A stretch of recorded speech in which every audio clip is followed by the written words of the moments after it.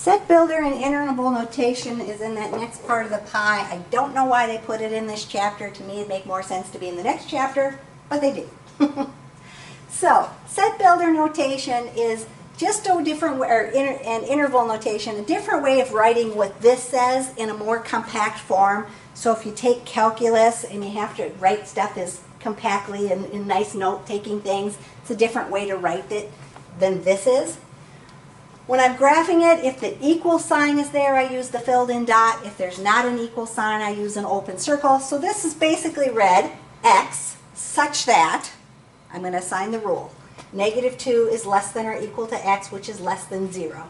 So on my number line, I have a filled in circle at the -2. I have an open circle on the 0 because I'm going up to that point but not touching it. The x is in between. And we already did some graphing, so maybe you already know how to do that part. In interval notation, if you are equal to the value, you use the bracket. So if you see that filled in dot, you're touching that point, you use a bracket. If you're not touching it, you're going to use a parenthesis. So in this case, my interval, as I read from left to right, they will always go from left to right, is that I'm going from -2 to 0. I'm going to have a bracket on the -2 end saying I'm including that number. I'm going to have a parenthesis on the 0 end. I'm not including the 0. So this and this mean the exact same thing, but the second way is a more compact way of writing it.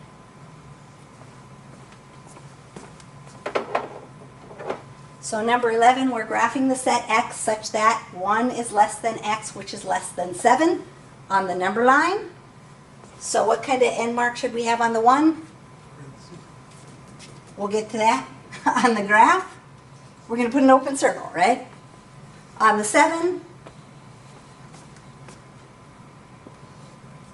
also have that open circle. We don't have any equal to bars underneath, and we're shading in between. So our interval is going from 1 to 7, and as Gavin said, we're going to have a parenthesis on the side with the 1, and we're also going to have a parenthesis on the side with the 7, because I'm not touching either end of that, right?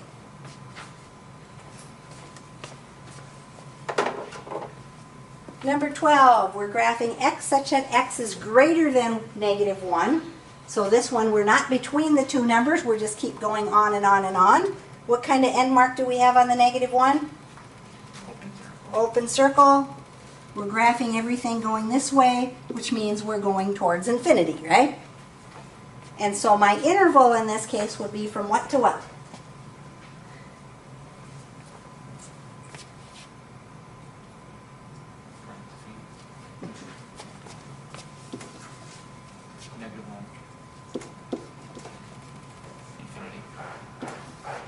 And what kind of end mark are we going to have on infinity?